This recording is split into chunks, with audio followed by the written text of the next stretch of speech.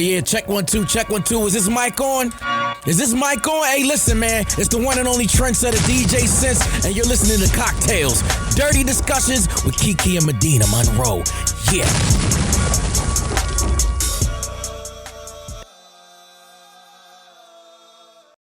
Today's cocktail is called Blue Magic. The ingredients that you're going to need are a lime wedge, sugar, Today's cocktail is called Blue Magic. The ingredients you're going to need are a lime wedge, some sugar, some ice cubes, a 4th cup of cranberry juice, 2 tablespoons of citron vodka or just regular vodka, 2 tablespoons of blue curacao, and 1 tablespoon of fresh lime juice. So here's how you make it. You moisten the rim of a chilled martini glass with a lime wedge, sprinkle sugar onto a small plate, and dip the moistened rim into the sugar to coat lightly. Fill the cocktail shaker with ice, add cranberry juice, vodka, blue curacao, however the fuck you say it, the lime juice, cover and shake and strain into a martini glass. And that's how you get Blue Magic, how? You know, when I hear about Blue Magic, I think about that grease that nigga put in my ass. I still can't believe that really happened. That man put Blue Magic in your booty hole. Luckily, it didn't really get too far in there, but my booty was definitely greasy. It was greased up. It smelled like bad kindergartners. Like, you know... Well, welcome back to Cocktails. It's making my butt hurt. It's like I got to constipate and boo-boo a little bit at the same time. I don't know. It's making my booty moist. Moist? Yeah. Is it hot? They were saying it was hot in here earlier. Okay. Well, welcome back to Cocktails, Dirty Discussions, you guys. Yeah. I feel like I've seen you every day. Every day. Now, Tuesday is a little foggy, but I've definitely seen you a lot this week. So did anything happen? Any good news? I'm really trying. It's so crazy how, like, when you try to think of, like, what has happened, I don't think about it until after I'm in the car driving home. And I'm like, damn, why didn't I say that? I don't think about it till it happens. Like, oh, I should have said something. Yeah, only thing good is I have a flight to catch tomorrow to go to Dallas. But by the time y'all hear this, I've already been to Dallas and I've already told y'all about how it went. So, oh. Okay, well, no news is good news. I ain't really got nothing going on either. I'm just looking forward to the live show. Remember, you guys, the tickets are still on sale for Sunday's show. Mm-hmm. Saturday is sold out, and we want to give a special thank you to all of our amazing sponsors. Yes. We have so many. Thank God. We have 255, Spin, She Orgasms, Peep Show Toys, Lashed by Ari, Sexual Essentials, Nico Robo Beauty, and Sabrine S. And It's Bomb Aesthetics and Zola's Glory. What's up? I can't wait to try the products in the gift bags. Like, I want my own gift bag, but I guess y'all about to be FEC. Y'all can have a gift bag. I know, right? It's just like... Oh, well. Anyway, the tickets are still available on Eventbrite. Please get them. Please share with your friends. And the tickets, the link to them are in each of our bios, or you can just search on Eventbrite and send us your ticket confirmation and let us know you're coming. Yes, and you better come looking good because you know we about to be fine. Right, we got a photo booth. Girl. We got a little red carpet situation. So yeah, it's gonna be a good time. Now we do have a guest, and we're gonna move on to weird sex, and then we'll get to our guest. You said a man is not a necessity, a man is a luxury. Like dessert. Yeah. A man is absolutely not a necessity. Did you mean that to sound mean and bitter? Oh, not at all. I adore dessert. I love men. I think men are the coolest. But you don't really need them to live. So this week, I wanted to tell you guys about the craziest thing that I saw on Twitter today that's happening in Argentina. They have these things called consent condoms. It looks like a Lego, and the consent condoms are in this like weird container. It looks like it's individual, but 4 hands have to be on the container to press these buttons on the side of them simultaneously. And they're saying it's about consenting and trying to encourage people to use condoms, and how they did a survey out there. And a lot of people were saying that they never use condoms. And then some people were saying that they rarely use them. And it was a small percentage image that says that was something that they regularly do. But I just have to say, it sounds like I'm going to post it on our Instagram the day that this airs. I'll post a video on the Instagram, but it just seems like it's making it harder to use condoms. Like all of that work to put on a condom, that I don't think that's going to help people. And I also don't think that rapists really care about using condoms. They're going to be like, put your motherfucking hands on this motherfucking condom. Or they're just not going to use one, which is even worse. So I don't get this. I hope that they have something else. It's almost like they just wanted it to go viral for no good reason. I really don't get it, but it's limited edition. It's available. How much do they cost? They got buttons on it? Yeah, like let me show you what it looks like. I feel like those are really expensive. It looks pricey. I don't know though. And you have to go through like health insurance to get it. That's what that looks like. They have like a hashtag and everything. You said you have to go through health insurance to get it. But doesn't it look like a little Lego? Yeah, it does. That's like a lot. So I hope you guys just use some condoms and don't try to make people push buttons and all this. Have a conversation. I think that's taken away the conversation aspect of it to encourage people to be open about whatever it is that they want sexually and to get your verbal stuff. This is just frustrating. And I just feel like it's going to do more harm than good. But most people probably won't even buy that shit. Oh, well, anyway, that's weird sex. Saw that on Twitter. Okay, so this week our guest is Shalise Nelson. Welcome, Shalise. Hello. Thank you for having me. Hey. So Shalise has she's a hey Ayana. Sorry, caught me off guard. Shalise has a website. And she reached out to us earlier this year because she's listened to the show, which is really cool. And she was talking about possibly doing some things at the live show as far as sponsorship for our gift bags, some positive affirmation things, some buttons. And she said that she had listened to previous episodes and she wanted to talk about some of the trauma and how it affects our sex lives. But before we get to that, we're going to play a little game just to loosen up a bit and then we'll get into it. And I totally forgot to come up with a game. I did too, but you know what? It made me think, like, do you have like mental health games that you play with people? Is that like a thing? Like kid games. Oh, okay. I thought maybe there was like an icebreaker game. We could just do the quickest one is either fuck, marry, kill or I've never. Let's do fuck, marry, kill. Okay. You know how you play that game? Yeah. Okay, let me find 3 celebrities really quick. Can you scoot your computer? I don't want to bump it. Oh, yeah.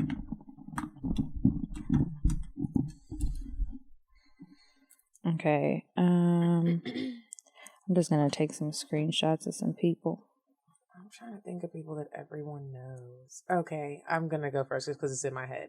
David Beckham, Blake Lively, Okay. and Tyrese. That's hard. They're all good-looking people. They are. I'm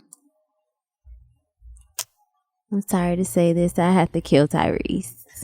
I would too. I might too. He went on them little rants. Yeah, he was acting so going crazy. through it. I might have to kill him. You know, I married David Beckham. You know, Victoria wasn't in the picture. That's a nice move. That is a nice move. And fuck Blake Lively. She's beautiful. She is. She is. And she fly. I'll be borrowing her clothes. She is. And her man fine too. Who is her man? Who is her man? It's Orion, but don't get me to line what his last name is. Okay. He's fine. So while Medina looks up who it is, Ruby Cheeks, the soccer player, Tank, and Idris Elba. I know people gonna kill me for this one, but I'm gonna kill Idris Elba. I'm not really a fan of him. Not either. Okay. Yes, so I would fuck Ruby Loftus-Cheek, and I actually slid in his DMs. He didn't respond. Girl, me too. Goat. Send him a picture of a baby goat. A baby goat. I'm gonna try. Yeah, I sent him some B2K lyrics, but you know he's only like 23, so he might not even know. I never even looked up how old he is. Yeah, he's young. Like, who is that? So you're fucking him and marrying Tank? I guess. Dang. I mean, he might be a good husband. He's married now. He seems like he might be all right. Tank? Yeah. Yeah. You don't see it for him? I mean, It was just like disappointment on your face. He's just I had forgot who I That's was going to true. marry, so. Okay. Well, yeah, sorry guys. We couldn't think of stuff before. We're kind of drained. We were talking about it before we came. So we were trying to push through. Please cut us y'all some got slack. a fucking episode. Okay, because sometimes it's like, let's just take a week off. Okay, but y'all gonna be cussing us out. All right. So anyway, let's see. So what is it that you do exactly? Yes. So I do a plethora of things. Okay. I am a licensed professional counselor, Mm-hmm. and I am also a certified life coach. So during the daytime, I run a mental health agency. I'm the clinical operations director. And then on the weekends and at nights, I see individuals or clients. I have my own business called The Conscious Queen. So it's a mental health forum to address the needs of the Black and Brown community, in which I host workshops and a variety of things. So those things keep me busy. I always wonder when people say that they are certified life coaches, what exactly like makes you a certified? Like, do they just put you in a room of people that are just fucked up and you're like, I'm about to coach your life? So I have my own thoughts about life coaching. I just kind of got it because people like certifications. I Okay. feel like as a therapist, I can pretty much help you. But no, like there are a variety of ways that you can get it. You could take an online course for a day and boom, you are a life coach. But to be a certified certified counselor, what goes into that? It's like being a doctor. So you have your 4 years of undergrad, 2 to 4 years of graduate school, 3 years of postgraduate supervision, a test. You and love school. licensure. You love school. Like, you really wanted to do this. I did. You know, I kind of fell into it because my mom is in the mental health field, and I was always like, I don't want to do what you do. Mm-hmm. But just kind of seeing what was going on in my environment, it just kind of led me into that role. So I love it. Do you ever watch Iyanla Vanzant? Yes, and I What do get you- pissed off. Oh my gosh, What she's gets terrible. you pissed? Because she tells people, you know, I'm a certified life coach and I do these things. She doesn't ever say that she's a counselor because she's not. She didn't do that, but she's a Yes. life coach. She be going off on people. Yeah. She does. I think my major challenge with her is one, she identifies herself as the healer, and I just strongly believe that people heal themselves. They're engaged in relationships that provide healing powers, but it's up to them to make that decision. And I think, you know, it's a show and it's for ratings, although she tries to say that it isn't. Like, she chooses people who have mental health issues versus issues that you deal with in coaching. Like, coaching is all about holding you accountable and helping you reach a goal versus really, breathe. Come into my bosom. Breathe. Yes. She always wants somebody in her bosom. Yes. I just will never forget when she had Karuche on there. And I was just like, it was like she was trying to make her cry. Like, I need you to cry. It was really, Yes. I was like, what's going on? Yeah. She Do does you- a lot. Do you ever think that it's okay to kind of talk to your clients kind of rough or like be very stern? Like, how stern would you get with somebody if you feel like they're not holding themselves accountable? It all depends on the relationship you have. I have worked with individuals where I'll say, you know what, I'm done. I ain't doing this with you. And that's the relationship, and that's how they get it. I've had other clients that I've worked with where that approach may not work. So it's really about getting to know the person. I mean, there's been times where I've literally sat down with clients and have them write out their dreams. And I'm like, well, you're not going to do any of this as long as you're behaving the way that you are. So it's going to change. But that may not work for another individual. So it's really just dependent upon the relationship that you have. Kind of learning each other. Yes. Okay, and then before we get into the sex trauma stuff, I was curious, what made you name yourself the Conscious Queen?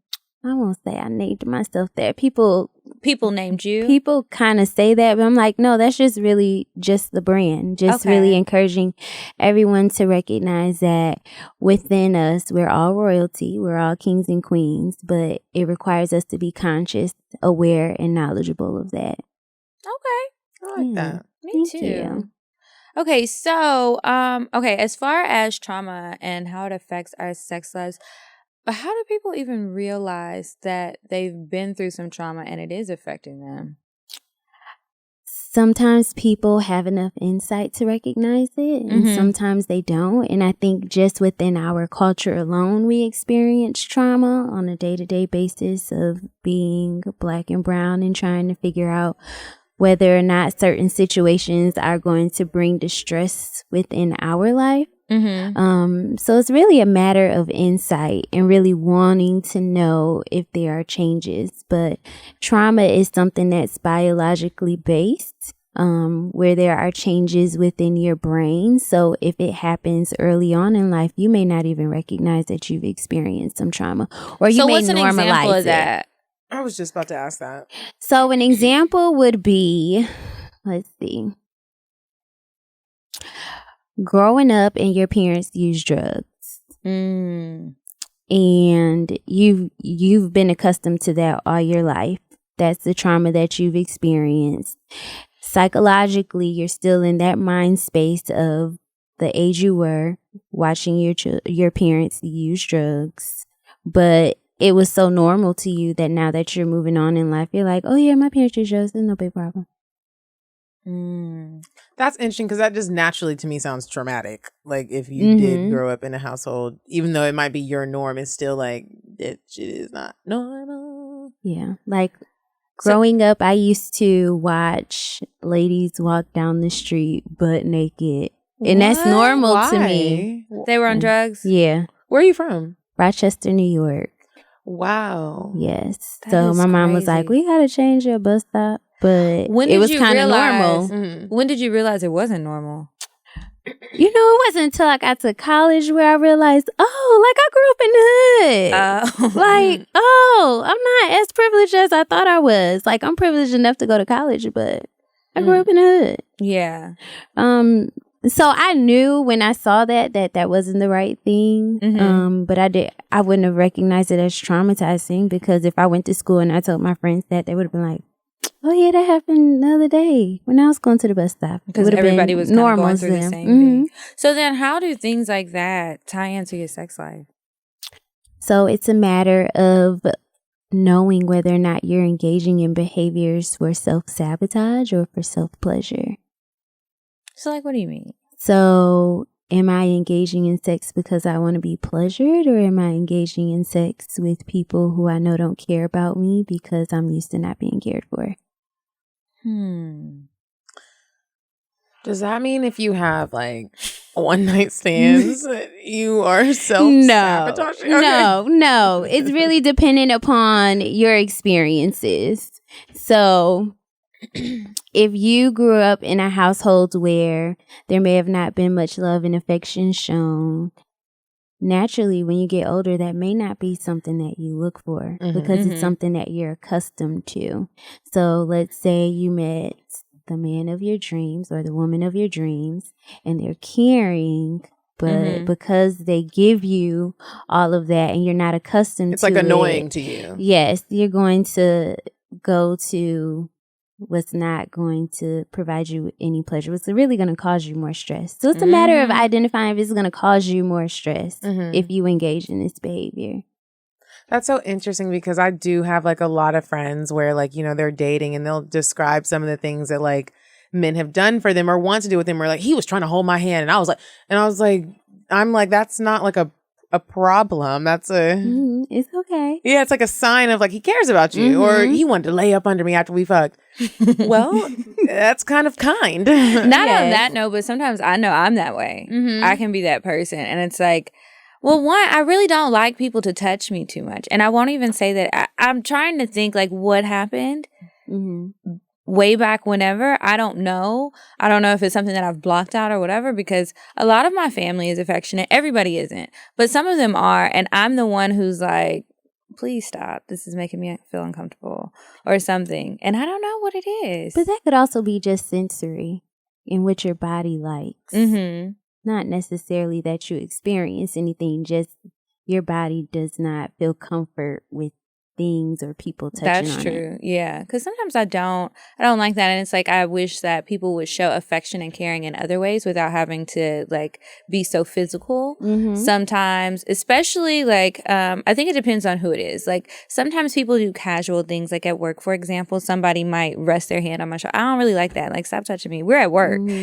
I'm not your friend. I really don't know you like that. I kind of feel like you're invading my personal space. And I feel like that's inappropriate. And so it's annoying. And I'll tell people that at work and they're looking at me like she's so mean for saying that. But it's like, hey, it's my space. And I feel like you should respect my space. And I think it's better if I speak up about it. If it's like a work thing, I totally get it because we are at work. But sometimes when I have been around people that say like they don't like to be touched or, you know, they don't want, it's so hard for me to understand it because for me, in my mind, I feel like touching you, reaching out and touching you or hugging you, even if I don't know you that well and I can tell that something's wrong, it's my way of like, I really want to connect with you. That's my big thing in like life. Like I want to connect. If I feel like I can't hug you or I can't touch you, I don't know how we can really connect. Like in my mind, it just doesn't like, it doesn't make sense. Like I need to touch you so you can feel my energy and I care and I want to feel that too. So work is a totally, now, yeah, if it's getting inappropriate, that's one thing. But like in life,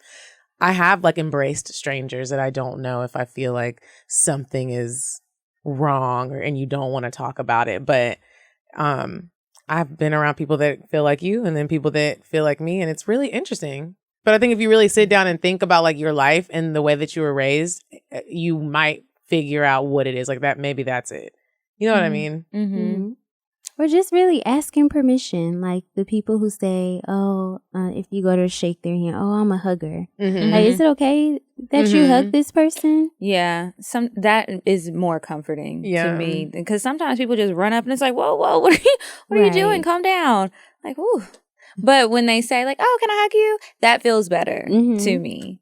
Okay. So if you feel like someone you know is suffering from some past trauma, and you think it's affecting their love life, their sex life, what do you think is like a good way to say something? How could you bring that up? Well, the one thing is that trauma presents itself in multiple ways. So a person can experience trauma and only exhibit depressive symptoms. They can exhibit manic and depressive symptoms and meet criteria for a bipolar disorder. You can just kind of be living life under the radar and people are just like, something's wrong with you, but you've never been anywhere to get properly treated or informed about what symptoms you may be experiencing.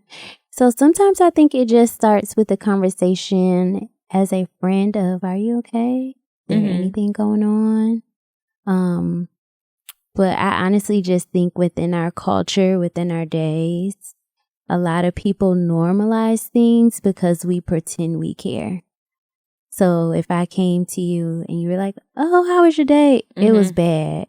Like, people don't really know how to respond to that. They're like, bitch, I really wasn't asking. I was doing it to be polite. Right. I really don't care. I got my own shit. Right. You know. That's horrible. It is. I think it's really sad. Like, it is. I have actually been working on that in my everyday life. If someone asks me how I'm doing, even if I'm at the store, I was at the gas station the other day. Lady was like, how you doing? I was like, I had a really bad day today. I had just had a really bad day and I didn't want to lie and be like, oh, I'm doing so good. I'm not. I had a very bad day. And she kind of looked at me like, I wasn't. She was shocked. She wasn't ready for that answer. But then we had a conversation. It was it was a relief. Like, we're all human walking around here like we're good. You're not fucking good. Maybe you are, but I'm saying like there's shit going on in mostly everybody's life. And it would be a breath of fresh air if people could just be honest. It is. And you know, I have a daughter, and one of our rules in my household is you can't say good.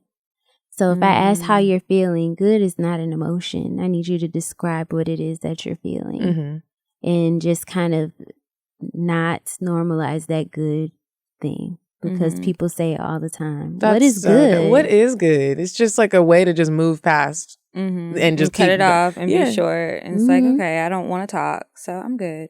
Rather not share. Yeah, so I think it's really based upon the relationship you have. And again, it's dependent upon how you interact with that person. I might say to someone, you need a therapist. Or I might say to someone, what's going on? You ever thought about talking to someone about this? Because I know I'm a therapist. Mm-hmm. So you look, okay, let me just ask you this, because I have a therapist, and in our last session, I told her, I was like, I just feel like I wish I could be like a therapist. I wish I could maneuver in my life like a therapist. She's like, what do you mean by that? I was like, just like how you are. Like, I bet in your life, everything is just so together. She was like, no, I'm a human. Right. She was like, if you think that I walk around in my real life with my therapist hat on, first of all, it would be fucking crazy. I told her I need her to start cussing with me because I cuss and I need to be connected to you, bitch. So she was like, I would be fucking crazy if I treated like the person in my life who is my lover or my kids or my family members like I am their therapist. That would be annoying, and that would be crazy because I'm not just being a normal human. But how do you separate the two? Because you do work with like trying to help people, ignite whatever they're trying to ignite inside them. I'm gonna tell you, it's one of the hardest struggles because when you're being your genuine self, people swear you're trying to be their therapist. Like, I'll never forget one time I got in an argument with my mom. She was like, did you learn that in therapy school? Like, no, just speaking up for myself. Like, this has nothing to do with me being a therapist. I think one of the great things I have friends who are therapists, so they get it. Because we do, in a sense, we're allowed to be authentic, but we still have to kind of keep this barrier up of ensuring that the people we work with know that we're their therapist, not their friend, not their pastor, not their family member. And with that, we have to set certain boundaries. So while I would say I'm relatively an open book with my individuals, there's just certain things that I can't divulge to them. And when I deal with people trying to say like, oh, well, you're a therapist, your life is perfect, or I get into an argument with a family friend, they're just kind of like, I have to tell them like, I'm still human. Like, are you dating or are you married? No, I'm kind of celibate on accident. On accident? Yeah. How does that happen? Oh, it's been a drought. It's been a drought, but I recognized that there was purpose in it, so I haven't done anything. It's been strong. It's been very eye-opening. It's been a learning experience for myself, just getting to know who I am a little bit better. But that doesn't mean when the summertime comes. Yeah, because that's right around the corner, girl. Yeah. I also wanted to know like how some of these traumas and mental health issues can tie into your self-esteem. Because I know a lot of people who I think should be, sometimes it comes off like they have low self-esteem. And it's interesting because I don't know their whole life. I don't know all of their business, but it's like from the outside looking in, it seems like you have great things going on. You're a beautiful person. You're a nice person. Things are good. What's going on? Do you think that sometimes some sort of trauma affects that? I think some trauma that we don't look at is just how are we raised to acknowledge our worth. Like in society, we've been looked down upon for acknowledging who we are. So sometimes that can be utilized as a way to kind of shift people away. Like, I'm this, and that, where it comes off as narcissistic or full of themselves, when it's really just like, I'm really not all of this. I just need somebody to help me recognize what my worth is. And I think too, just within the historical context, like, how knowledgeable are we of our true history? Like, we know all the negative stuff. We know about slavery. We know about Jim Crow. But, like, do we really know, like, what makes us beautiful to be Black people? And if we know that, then I think self-esteem will improve. So you think it's like a multi-generational thing? Yes. And it has been scientifically proven that trauma is passed down generations. So if it's not healed, then the next generation may experience it. Is that, I'm trying to think of the term. I heard it on another podcast, epigenetics, I think it is. And where it's like some of those things that our grandparents, parents, whoever, that they dealt with, it gets passed down kind of like, regular genetics? Yes. Okay. That's interesting. Yes, but I think too, we have to, and that's really what the Conscious Queen is about, is really how do we take care of ourselves and really paying attention to that, because if you don't take good care of yourself, how can you expect anyone else to take good care of you? That's true. That is very true. I also think it has to do with like your family foundation sometimes. Like I have so many friends and people that I know that just they don't say I love you in their household. And that's always so interesting to me. They're like, you live, this is your family. Those are the people that know you more than anyone. My siblings know me no matter where I go in life, how high or how low. They know like my core. So my mom and my dad. So to grow up in a household and no one is like constantly saying that we love each other. I think that when you get out into the real world and you are on your own, you can feel lost, or you might have some self-esteem issues, because I mean, that foundation is just so important to me. I've been in some really low places in life, but I always have that to remember that my family does have my back and I know where I come from. And it's just really interesting to me how I know so many people that grow up in households where love is just not like, we're not saying that to each other. Why? I think that again can be individualized, because if you grow up in a household where maybe they don't say I love you all the time, but you feel the love, then you'll still have that sense of like, I'm loved. So you like, don't feel like expressing it and actually like... It depends on the family. Like I know in my family, I didn't grow up hearing I love you all the time. But it's not that I don't think that my family loves me. They show me that they love me in different ways. They show me in their support of whatever it is that I'm doing. Even if they think it's not going to succeed, like they're right there rooting for me. So I don't take it as I don't know what the love is, but if the love is not present, like no one's telling you they love you and they're not showing it, then that can definitely play a role. I think it's kind of like the 5 love languages, how different people feel. I'm reading that book now. Right. Is this your first time reading it? This is my first time reading it. Yeah, I like it. And I think it shows how different people can show love. So like maybe for you and your family, it was very important to be verbal and y'all like to use your words and you like to say it, and that's important and that's great. And then there's other people where maybe they prefer to show it or maybe they try to do things for each other to show each other that they love each other, as opposed to just saying it. Right. And then you think about families where someone's telling you they love you, but their behaviors don't demonstrate that. Like you still may have that sense of, who am I? Yeah. Like you say you love me, but why do you love me? Like you're not you showing treat me like this. And I think about like people who end up like getting molested by family members, and then the family is protecting this person, but then they're still telling you that they love you and you have to love this person because this is your family. But it's like, wait a minute, this person did something wrong to me. This isn't love. So them telling me that they love me, you telling me that you love me, none of that really holds any weight, because that's not love, you know. And I hear about a lot of stories, and I think about people who say that they've suffered from stuff like that, and then they talk about whatever it was that their families did or didn't do. And it's like, I can see why you kind of handle things a little different, or maybe move the way that you do in life. You have to protect yourself. You're always in that flight or fight mode after something like that happens, if no one shows you that you can be safe.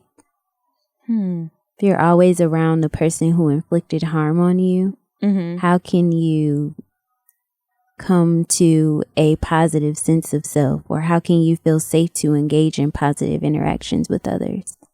Yeah. That is so true. That goes for just who you hang around in general, also outside of family. Yeah. I wanted to know, do you deal with like couples? Or do you just do like one-on-one? I prefer sessions? One-on-one sessions. I leave the couples to the marriage and family therapist. That's not my thing. I work with both of you individually, and I might be able to pull something to help you guys work together. But couples aren't my thing. So do you ever deal with people who are having like, I don't even know how to word it, like sexual mental issues? I don't know if that's like a thing. You know, that happens a lot more often than you would think. That comes up in a lot of sessions where women in particular don't know what consent is. What do you mean they don't know what consent is? They've never been taught that you can turn down your man to say, I don't want to have sex right now. And that is saddening to me. Yeah. That you're married and you don't want to have sex, but you've never been taught that you could say no. That issue comes up a lot. We have issues where people are recognizing, I'm having sex with this person I really don't like. But are you able to share with us, how do you deal with that? Because some of our listeners might have that same issue. I've never even thought that, because I mean, obviously I know I can say no, but how does someone deal with that? First is learning that you can say no. So someone telling you that it is okay for you to say no, and pay attention to your body. Your body is amazing. Your body is going to tell you when you're feeling stressed and this is not okay. So pay attention to those things and how you get when you're around certain people. This is someone you have sex with and you find that every time you get around them, you're tensed and scared. Is this a positive interaction? Is the sex beneficial? Is it pleasing you? So it's really like paying attention to your body, learning who you are, because if I'm not comfortable around someone, it's not going to be an enjoyable sexcapade. I have a question. A lot of people will say that women who are promiscuous have daddy issues. And we hear that a lot. But some people just like having sex. What are your thoughts on all of that? Thinking about the population I have worked with, I would say sometimes the sexual behaviors are not aligned with whatever their family history is, and not necessarily that there are daddy issues. Sometimes when you're working with people who experience mania, for example, where you're talking all the time, you're a goal getter, these might be people that you see every day that you would never think of it as like a mental health concern. But one of the symptoms of mania is risky sexual behavior. So we have to assess, is it a mental health issue? I honestly believe that all mental health issues are rooted in trauma, but that doesn't necessarily mean that it's because of a father's presence or lack thereof. It's just some sort of trauma that happened. It may just be some sort of trauma. It's a part of trauma is self-sabotaging behaviors for PTSD. So really assessing what's your reason behind it. Like, are you being promiscuous with reason? Because you want your needs met? At the end of the day, I always tell people, like, from a psychological standpoint, sex is on the first tier. It is one of your basic needs. If it's not met, you cannot address any of the other needs in your life. Yeah, I get really grouchy and really mean. My face breaks out. Right. So, I mean, it's a need. So it's a matter of, are you fulfilling a need, or are you just doing this for some type of euphoria? Are you doing this for joy, or like, are you doing this because like, I need some dick? Well, I mean, what's the difference? I was just about to say, I don't see anything wrong with I hate it. to sound dumb, but I don't see like the problem. If you are just like having sex for joy, if you're being responsible and you're I mean, as responsible as you can be when you're sleeping with multiple people, and you enjoy sex and you want that physical pleasure, what's wrong with that? I don't think there's anything wrong necessarily with wanting sexual pleasure. It's just a matter of, are we being knowledgeable about who we're engaging in sexual activities with? So don't just keep picking up people from the bar. Yes. Okay. But I think so one of my rules for myself is I don't have sex with anyone that I'm not willing to have a child with. Ooh. Did you learn? Well, did you have to learn that? Or? Yeah. Okay. I had to learn that. I had to go through a learning experience. Like, oh, would I ever want to have a child with this person? And why is that? Like, why is it bad to like want to have a deeper situation with somebody or to kind of slow down? Because sometimes it's like, okay, you don't necessarily want to be with everyone that you sleep with. And sometimes it is kind of fun. Like we've shared our stories about meeting someone and you have this connection. It may not be that deep, but you have a connection and you're having sex. So what is it that it does mentally when you do that? When you engage in sex, like without really like thinking about who, with a purpose. Again, I think it's just really a matter of knowing how it's going to impact you. So if you know that you can have sex with someone and the next day, you know what, I'm good. It's not going to impact me.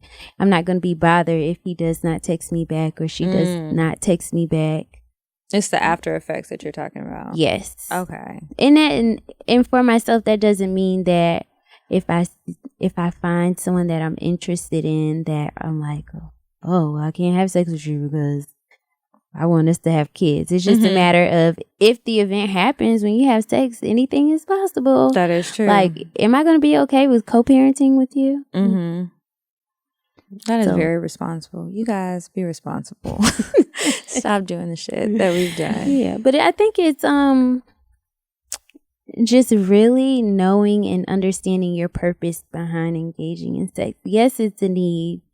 But is it a need that you have to fulfill with everyone that gets you excited? Y'all hear that? without thinking it through. Like, is it impulsive? Like, are you acknowledging the fact that, okay, if I engage in sex with this person, that they may not text me back, they may have an STD, they may have a wife that's coming for you tomorrow. Right. So taking all those things into consideration. And they also say that when you have sex, you lose brain cells. Wait, what? Yeah, I've heard brain that. Everybody, the man does too? Okay. Wait, why are we losing brain cells? We should have started off with this because it's like I have to find it again. I know Dr. Jackie from Married to Medicine. She was speaking about it. Like you lose brain cells, or like there's a transfer of brain cells, something like that. So like, do I want to lose my brain cells for you? The closest do I want to transfer brain cells with you? This closest thing I've heard to that is like soul ties, but that's a whole nother thing. I'm going to have to look this up. I opened up a new tab. Yes. Okay. Medina, did you have any other questions? I did, and this doesn't have to do with sex or anything. This just has to do with... I want to make sure I'm titling you right. You're a therapist. Yes. Okay. Do you mind telling us how old you are? I'm 30. So that brings me to my question. I wanted to know, do you ever feel like you haven't lived enough life to be a certain age group's therapist? Like, have you ever had like a situation where you're like, dang, like, oh. No, but I always have clients say that to me, like, you're old enough to be my child. How are you going to help me? And I'm like, okay, so does support have an age range? Like, is there a certain age in which someone has to be able to support you, uplift you? And help you reach the goals that you've set for yourself, or help you come to learn about who you are as a person. I don't really have those issues per se. It's the clients that I work with that do, especially because I look younger than 30. So they're like, how old are you? So that used to be like a taboo question to answer in therapy. Like, I did that to my therapist. And then I wanted to know if she was married and did she have kids? And like, you know, and she was like, we're not going there. So I actually still don't know. But now that I've had sessions with her, like I get it. Like, cause I was, if she would have been like, well, no, I probably wouldn't have started going to her. But I was like, curious. she sent us that email and was like, you know, there's certain things because of ethics that I can't discuss. And it's like, okay, well, we do want you to have your job. Yeah, I wanted to. I worked real hard for this license.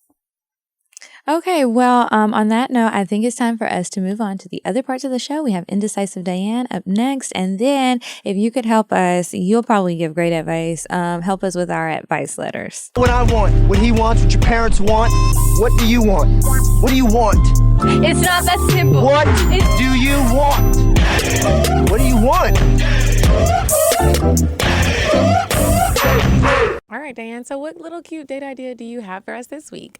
Hey, ladies. Okay, so this week I'm feeling real spicy. Here's your date idea. So listen, every Wednesday night at Tongue and Groove, the nightclub. Okay, yeah, I've been there, girl. They got what? We gonna go to the club with our boo? No. So you're going to go to the club with your boo, but every Wednesday night, they have salsa dances. Like you can go there and do like a little salsa class and like salsa around with the salsa people, and it's really fun. You're gonna love it. Have a couple drinks, turn up a little bit, and if you're not really feeling the salsa, you can go to the other room and turn up to a little bit of like trappy music, whatever you want, but it's still like salsa trap.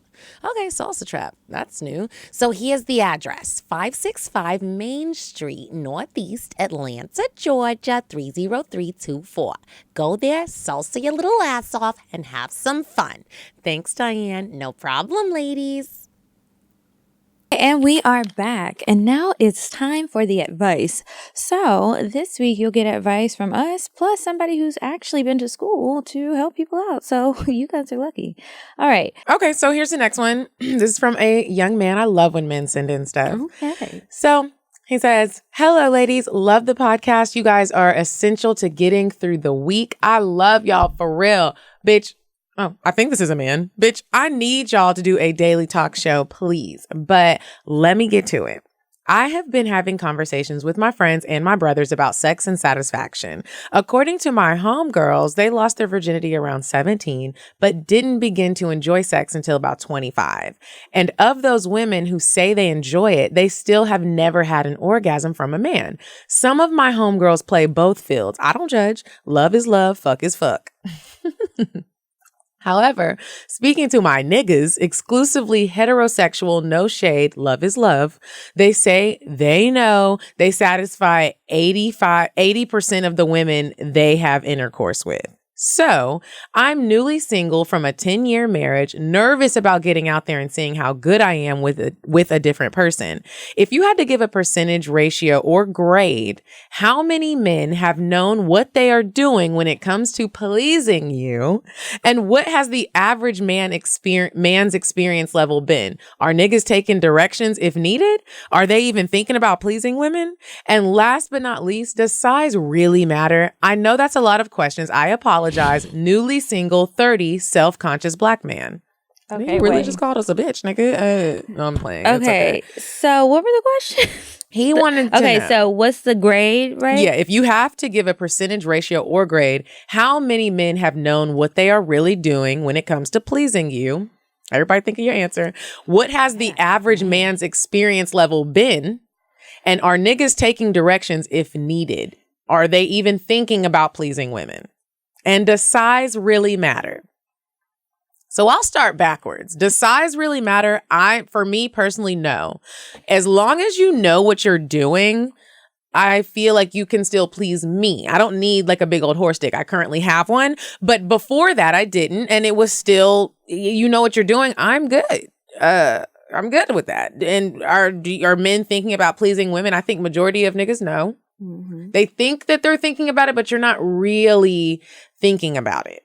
For me, are you taking directions? I typically don't give directions. I get a little bit nervous, but the directions that I have given, I feel like for me, they have been taking them. But the average man, like you said, no, I don't think that the average man is taking directions, nor does he even want to listen, honestly.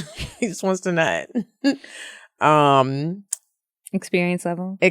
What is the average man's experience level? I don't have an answer for that. I'll let y'all take that. But the grade that I would give for like average on my scale would be like, it's between like 5 and 7 on a scale from 1 to 10. Okay. I'll say for size, it doesn't really matter. I prefer that it's not too big. I just, like you, I want them to know what they're doing. That's way more important. Pleasing, I would say the majority of the men that I've slept with do care about pleasing me, but not all of them. And the ones that don't, they really fuck it up for the rest of y'all, because it's like a scar in your brain of like, we're having sex, but I thought we were having sex because we both wanted to have sex, and it seems like this is more for you than it is for me. I don't want to do it anymore. Okay, are they taking directions? I'll say it's only been a handful of them that wouldn't take directions from me. And again, it's the same thing, like the pleasing, like if is just stuck in my brain about these few guys who just didn't listen. Experience level, What would I give an experience level? It's so hard because like sometimes the bad ones stick out, but then I've had some outstanding sexual experiences. I'd say the average guy is just average. It's not that I don't think most guys are pulling out a bunch of different positions, nothing crazy. A lot of them don't have really a ton of tricks. They're not pulling out toys. They're not getting super kinky. So the average guy is not doing that. And I really haven't had sex with many guys who are the ones who are pulling out toys. If toys and things like that get involved, it's me that's bringing them. And then I have to kind of feel out who might be comfortable with me bringing, because everybody's not cool with that. Right. So I think most people are having regular sex, you know, and then the grade, BC range. Yeah. For the average guy. I feel like you need to be a little bit, like men need to be a little bit more nastier. And I'm not even saying like be out here pissing and stuff and trying to shit on people, but like just step outside of the box a little bit. Yeah, like be open-minded about things. Try something new. It doesn't have to be anything crazy. Or if whoever you're sleeping with wants to try something new, allow that person to do it and just try it out. Like stop with the barriers, because I think when you have too many barriers up during sex, it can take away the pleasure in all of it. Yeah. Okay. What would you say? Oh, you didn't write them down. Let me see. Does size really matter? No. Do you think that men are thinking about pleasing women in the active? No. Well, I think it's dependent upon the connection. Yeah. So if I'm really into you, and he might, but if he's just worried about taking care of his needs, no. Ain't nothing like some passionate sex. What's the average man's experience level been for you? I think it's hard to tell because I think a lot of the male's ego and self-esteem is built upon sex and how well he's able to get engaged in encounters with women and how many. So I don't know. I think a lot of men lie about that. I don't know. Do you think men know what they're doing? Some. Okay. Well, black man, that was I'm wishing you some luck. Don't be nervous. You're a man. Yeah, just get out there. It'll be fine. I had to read to make sure there was a question at the end this time. Okay. Hey, ladies, I absolutely love the podcast. Huge fan, but I'll get to the point. Here's my dilemma. I turned 23 last month and I'm a virgin. Woo. I love kissing and have gotten head a couple of times, but I've never actually had anyone do the deed. Hell, I've never given head myself. I'm honestly so sexually frustrated and just ready to get some damn dick. At this point, I don't know what to do. My friends always say, well, you waited this long. You waited this long, you might as well wait until marriage. Well, I'm not trying to do that. And then people ask why I'm a virgin. Bitch, I don't know. I'm not ugly. I think I have a great personality. I live in Florida, which has a lot of stuff to do and many places to meet people. I'm pretty well known around my city, so it's not that I don't go out and put myself out there. I don't want to wait too late and never have my hoe phase. I feel like that's very important in learning yourself and exploring your sexuality. I guess I'm just trying to decide if I should just find someone low-key to fuck and teach me the ropes, or wait until I find a man I actually like. Help. Fiending for the peen. You got a whole therapist here that's about to answer this question. So I'm really going to encourage this young lady to identify what it is that she wants. She wants to get an itch scratched, or does she want to thoroughly enjoy it? Because if it's just an itch getting scratched, then go ahead and find somebody to show you the ropes. But she's never done it before, so I think it's important to think about, how am I going to respond now that I've let someone into me? Am I going to be all right with it just being someone showing me the ropes and there's limited affection attached with it? Or do I want some attachment, some affection, and possibly the ability to go back? That was some real solid, great advice. Or if you don't want to do that, just go get a vibrator if you're just trying to get that itch to scratch. You know? So, and you can get a vibrator, play with yourself, teach yourself. You might not want to get embarrassed. They have sex trainers out there. I think it's really important for women to really explore what makes them feel pleased sexually, because there's so much pressure put on women to please a man. Yeah. I think you should do some stuff yourself, like focus on masturbation. I think that your first time. I don't want to be negative, but a lot of times it's not that pleasurable. And I can only like physically, because if you're a virgin, it might hurt, and it might be uncomfortable. This is a new feeling. I don't know how you're going to feel. Some people like it. Some people find it very painful and other people don't.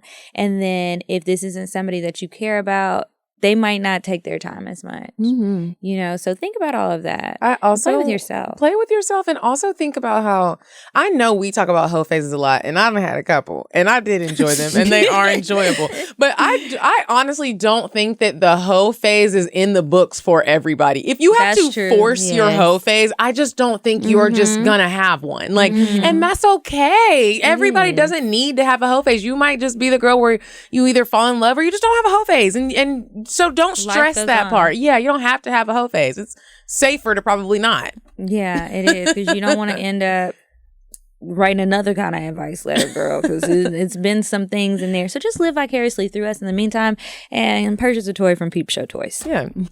Okay, now, do you have another one that you want to read? Okay, so now it is time for us to move on to our cocktails. Remember, if you would like to share one, you can email it to us at cocktails.atl@gmail.com. Only send the advice to that other email.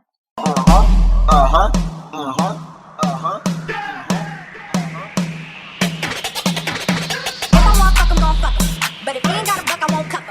Spend 100 on me, it ain't nothing. Run a double D, so stuck. Back to the point. Is it some cash in this place? If it is, I'll probably stick the stats in your face. Turn around. Once upon a time, not long ago, I was a hoe. Was a hoe. Was a hoe. Okay, hey ladies, you can call me BJ. Found your podcast after listening to another, and I fell in love. I am just going to give a brief background. I have recently been on a little coochie break after my ex made me want to end us both. Damn. Fast forward to this past weekend, I was on a girls trip, and I told myself, if I see some dick, I'm gonna get it. It was the very last night of our 3-day trip, and I was already 5 tequilas and 2 champagnes in, and we were walking the strip and saw a little club and decided to go in. We were about to leave when I brushed past the beautiful, tall chocolate man. He grabbed my arm and told me to come here. That would never work if he wasn't fine, and my kitty girl was instantly jumped. I didn't even look at my friends. We both left our groups and went upstairs to the balcony where we chatted for about 20 to 30 minutes before our friends told us it was time to go. He hugged me so deep and squeezed my waist, he's 6'3" and I'm 5'3", and asked to exchange numbers and when I'd see him again. I told him in 5 minutes. Moved to 15 minutes later, I'm at my Airbnb. He calls and says he's outside. I walk into the room, let my girls know, and I walk back in. He says, "Give me a kiss," all sexy like, and we kiss. And then I tell him to take his clothes off and ask him if he has a condom. He does. We start by just rubbing and kissing, and I tell him I need a little foreplay. He looks me deep in my eyes and says, "Whatever you say." He lays me down on my back, and I take his big chocolate mushroom-like dick and rub it across my clit. I tell him to take his free hand and touch my pussy. Is this a cocktail or advice? That's what I'm like. Okay, he tells me how wet I am, and I tell him how he can put it in a little bit. He does. Then he takes control and just pushes himself deeper in. He's rubbing my titties and sucking on them while stroking me. I tell him I don't want him to come. We switch positions from the back to the side, then I ride bars and reverse cowgirl, and my pussy is just sticky and dripping everywhere. This is definitely a cocktail. So she says, with every stroke, we took short pauses in between so he didn't come. I wish he wouldn't have sent it here, but oh well. Okay. He's rubbing the tip of his dick on my clit and then he eats me out. We're talking. I'm asking him, does he like my wet pussy? He's asking me, whose is it? And I almost said it was his bitch, and it was that good. I had him choking me and pulling my hair, and at this point, I've come so many times I lost count. I even had him stopping to feel my walls pulsating. He says he's about to come and can't take it no more. I tell him to take the condom off so I can swallow, which I thought today probably was a terrible idea in terms of sexual safety, but I have great health insurance. Oh my God. Okay, after he comes in my mouth, I lay there and he pulls me to his chest and starts stroking my curls and asking me about myself. I'm all in my head like, what? We sleep for a minute and I wake up and tell him we gotta fuck again, and he instantly goes back to eating my pussy. Long fucking story short, that was some of the best dick I've ever gotten, and it came from a complete stranger. So much happened happened in a short time. When he kissed me all deep before he left, I sat at the end of the bed like that Fox meme in disbelief. If he offers to fly me out, I'm going. I'll never go on a pussy hiatus again. Okay, I'm just going to put that at the end because she definitely sent that to the advice email. So thanks, girl. It was good. Yeah. The wrong segment. Right. Okay, well, I've already read one, so. Oh, so now it's me. All these goddamn emails. Sorry, I'm just switching over. Done. Make sure I delete this. You want me to share mine? Go ahead. Yeah, you better be ready. Oh, I didn't think you were going to tell one. I have one. Okay, good. It's embarrassing. Oh, good. So when I first moved to Atlanta about 3 years ago, I met this nice young man and he was like, I want to take you out on a date. And I'm like, sure. First date in Atlanta, let's give it a try. So I've been running ragged all day. Didn't even pop into my mind that I didn't eat. So, that's just proof of me not engaging in proper self-care. Mm-hmm. So we go out and we're at dinner and he's like, all right, I'm going to get a drink. I'm like, okay. It's like, so what are you going to get? And I'm like, no, I'm good. I'm a lightweight, really can't drink that much. Yeah. So he's like, well, I can't drink by myself. So he orders me a martini. Now I'm a little girl. I know I can't handle all that alcohol. Mm-hmm. So I tried to be cute and take like 1 or 2 sips. And then he was like, so you going to waste my money? Oh, God. I'm like, okay. Wow. I fell into a little pressure. So I drank a few more sips and I'm like, okay, I feel drunk. But the date is over, right? Mm-hmm. We're leaving the restaurant. I'm thinking I'm about to head back to my house. And he's like, I don't want the date to be over. And I'm like, oh, you don't? He's like, let's go dancing. So we go to 255. He orders another drink and he's like, you're going to drink with me? And I'm like, no, I'm good. Water. And he's like, your mom ain't raised no punk. And I'm like, yes, she did. Oh my gosh, yes, the peer pressure she was did. real. She raised the punk. But I was like, you know what? I made it this far. I'm right around the corner from the house. I can make it. So I got a little light drink. I think I got an amaretto sour. I drank a little bit of it. And I'm like, all right, I've made it. So I'm walking back to the house and he's like, I don't want the date to end. And I'm like, bruh, this date has got to end. It's over. It's over. So we're in the car, we're talking, we're having a great conversation. And then he starts kissing me. And all of a sudden I was like, can you hold on a second? I need to take a nap. What? So I fell asleep in the car. And then all of a sudden I just started throwing up everywhere. In the car. So I tend to be a little secretive and I didn't tell anybody that I was going on a date. So my sister was watching my daughter and he's like, I can't take you home like this. At least he was responsible. We have to call somebody. And I'm like, I don't know my password to my phone. Like, I'm drunk. So somehow, some way, he got into my phone. He calls my sister. My sister thinks it's a Uber driver. And she's like, what is wrong with her? And I'm just throwing up everywhere. And my daughter's right there. Aww. Yeah. And then when she got me in the car and was taking me home, I was saying, he tried to kill me. He tried to kill me. So you kept the lie that was an Uber driver? No, I mean, she didn't ask me if he was an Uber driver. She just assumed that. And then when we spoke the next day, she was like, oh, I thought that was an Uber driver. And I was like, oh, no, I was on a date. And she was like, you were on a date and you threw up in his car? I'm like, I did what? That is so embarrassing. Yeah. Well, I'm so sorry that happened to you. You know what? It was a beautiful run. We actually dated for quite some time. I was just about to say, did he call you? So yeah. Oh. Yeah. And I tried to clean his car and he would not let me pay for it. So he was a gentleman in the long run. Okay. Well, that is a funny one. Embarrassing. Ooh. I hope I don't do that soon. Okay, well, guys, that's it for today. Remember to get your live show tickets for the Sunday show. And I guess that's it. Follow us on Instagram. Oh, tell everybody what your website is and where they can follow you. So you can find me at The Conscious Queen. That's theconsciousqueen.com. The Conscious Queen on Instagram and Facebook, and Conscious_Crown on Twitter. And just because sometimes we get a little stuck on spelling, conscious is CONSCIOUS. Thank you. Thank you so much for coming. Thank you so much. Thank you for having me. And make sure you follow us at Cocktails Podcast. I am at Kiki Said So. I'm at Coffee Bean Dean. And until next week, you guys, goodbye. I'm sorry, but the person you called has a voicemail box that has not been set up yet. Goodbye. Bye. Bye. Bye. Bye. Bye. Bye. Population. Goodbye.